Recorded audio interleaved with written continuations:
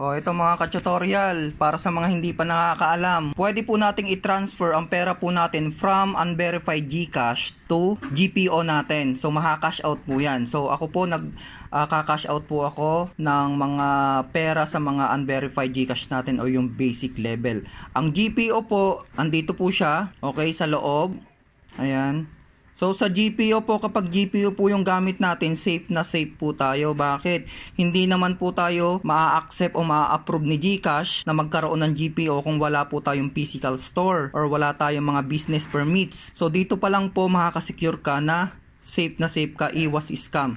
Okay, dito lang po meron po akong ginawang video about dito. So ito po ay para sa mga hindi pa lang nakakaalam. Ako po, nagka-cash out po ako ng pera from unverified GCash. Ayan, kung nakikita nyo po dito sa left side natin, meron po ditong unverified GCash. Kung nakikita nyo po, ayan, may laman na 102.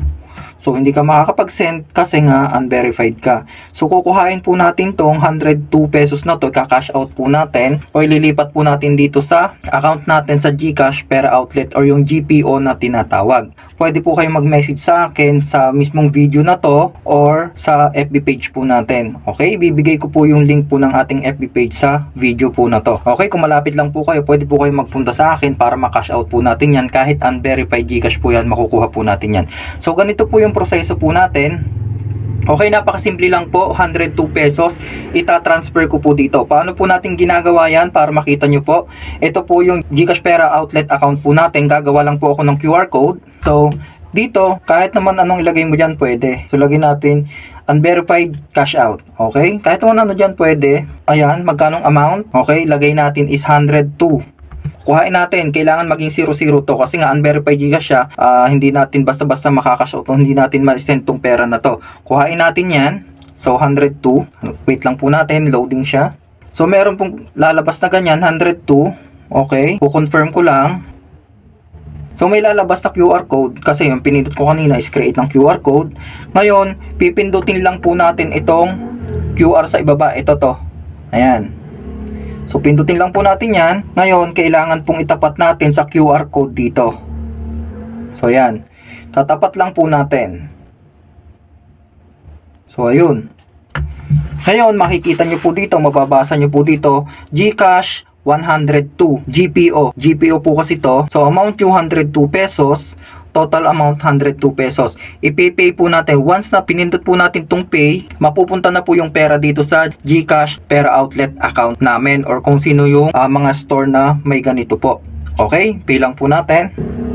Okay, kung nakita nyo po, successful na po yan. Successful. Okay, na-receive na po dito. Bumalik po tayo sa dashboard. Close lang po natin. So nakita nyo po, wala na sa transaction po natin. Nakita nyo po 102 napasa. Kailan po yan? Makikita nyo po June 3, ayan, 02:58 AM.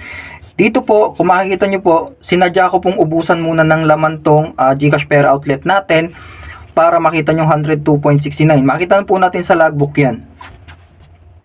Okay, ito lang po yung katatapos po nating, ito nakikita nyo po, amount 102. Kailan po yan? June 3, 2023, 2:56 AM. So, ganun lang po siya kabilis. So, kami po, syempre, ibibigay po namin sa inyo yung pera, yung amount na kinash out nyo po. Kahit unverified po yung mga GCash nyo. Okay? So, hanggang dito na lang po. Ulitin ko po, kung gusto nyo pong magpa-cash out, hanap po kayo ng malapit po sa inyo na GCash Pera Outlet. Kung wala naman po kayong makita, message po kayo sa video na to. Ibibigay ko po yung FB page ko. Message po kayo doon. Magka-cash out po kahit unverified GCash po yan. Okay? Okay po. Thank you and God bless.